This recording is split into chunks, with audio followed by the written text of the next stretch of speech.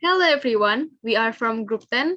Our group consists of 5 people. There are Aan Kurniawan, Arum Nilam Ismudayani, Nabila Lisa Yasmin, Najmia Latifarani, and Trisdianti. Today we will talk about the layout design procedures and production cost for facility design lecturer. First, we will talk about the layout design procedures. So this is the best layout for office and facilities. We are using block plan. We start from input the data of office and facilities to the block plan. And the second is we input the ARC data to the block plan. And the third is the block plan will show the score for each department. We analyze for layout, and from that we know that the third iteration or the layout 4 is the best layout for office and facilities because the score is 0.59, which is the closest score to 1. That's why the layout for become the best layout for office and facilities. So this is AAD for office and facilities. This based on the best layout from the block plan. From this. So I will explain about the layout for wall factory. So we can immediately generate the layout. Each layout that block plan generate will have a score. This is the score. See for the layout with score close to 1. Score close to 1 means that the layout position of each department fulfill the closeness score better. So I will show the for layout.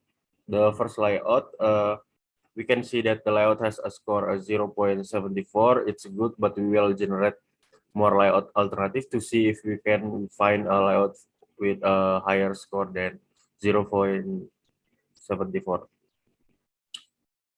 Next is the first iteration. Layout 2 has a score of 0.63, which is much lower than the initial layout. It decreased 0.11 from 0.74. Because of that, the first iteration layout is not better than the first layout. Next is the second iteration, which means layout 3 has the same generates. This better than the first iteration one and still the best compared to the initial layout. The last is the third iteration, it means the layout 4.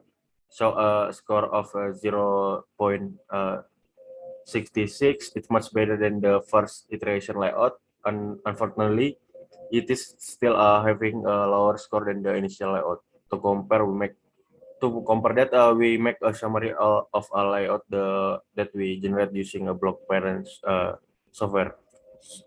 So we choose the initial layout. So this AID for the wall factory. Next is layout for a production floor. So this is the 5 iteration of a production floor. So this is the summary we make. So we can conclude that the third iteration layout has the lowest cost among the other layout. Thus, we choose the 5 iteration layout for the production floor. The AID for the production floor is shown in figure. Now, this is for the AID production floor. So, and then this is the layout we make in Visio. We have 12 part here. The first is office. The second is storage, 3 car parking lot, 4 motorcycle parking lot, 5 truck parking lot, 6 canteen, 7 locker room, 8 shipping and receiving, 9 restroom, 10 musola, 11 production floor, and we have of the part of production floor, which means a cut-off saw, planer,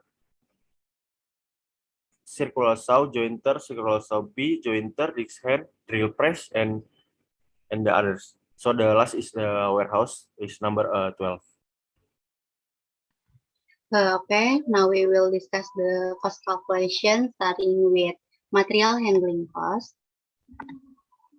This one is distance calculation. We get the centroid X and Y from the craft production floor, and we calculate the distance like the sample from storage and cut-off saw.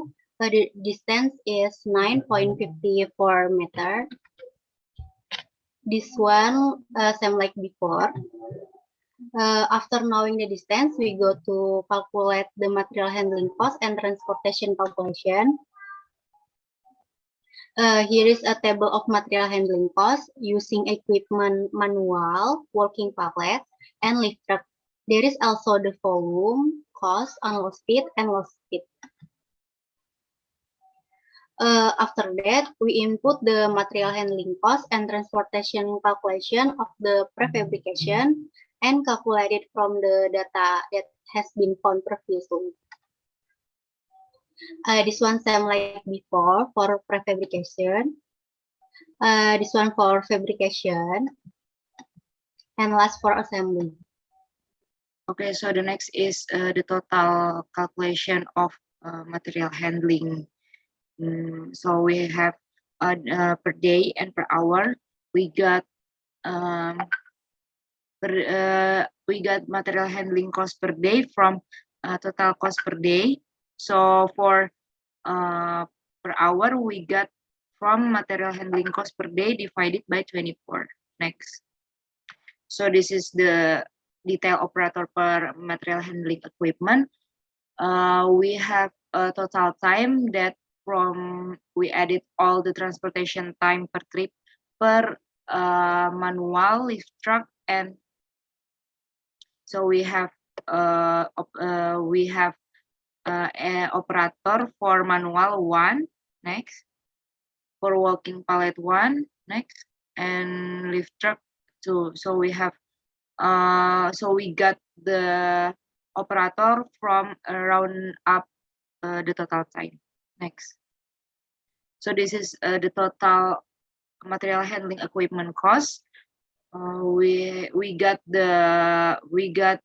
it from demand.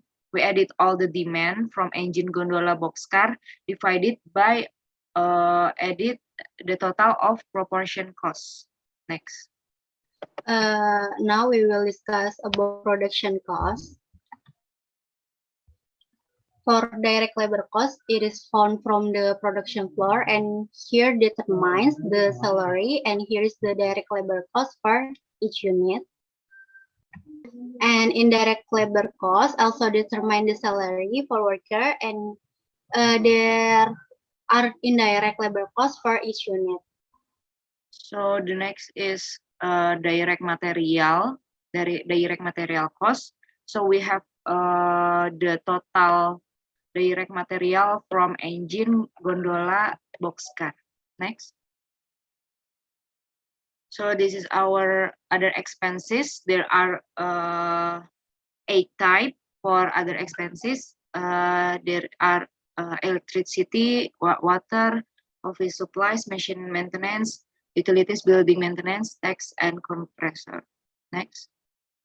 So this is electricity expenses for production floor and wall factory. So we divided it per product, and we have this total for engine, gondola, and boxcar. So this is our graph. For the first step is we enter some data that will show the data like problem name. The namely is production floor, and there is number depths. Our number depth is 16, and then the length. For the length is 19, for the width is 15, for the area cells is 285, and last is the cost is 70,194. And then there is the method. The method is sequence. For the layout is ISO, and then field department is no. For the measure is rectilinear, and then number ISOs is 8, and last is depth width is 2. So we fulfill the data in the table from the FTC, like department storage, cut-off saw, planer, circular saw, and so on. And then we solve the graph, and it shows the data like area required, area defined, and X centroid, Y centroid, and rest is sequence with the data number from we solve. And next, there is initial cost. The initial cost from the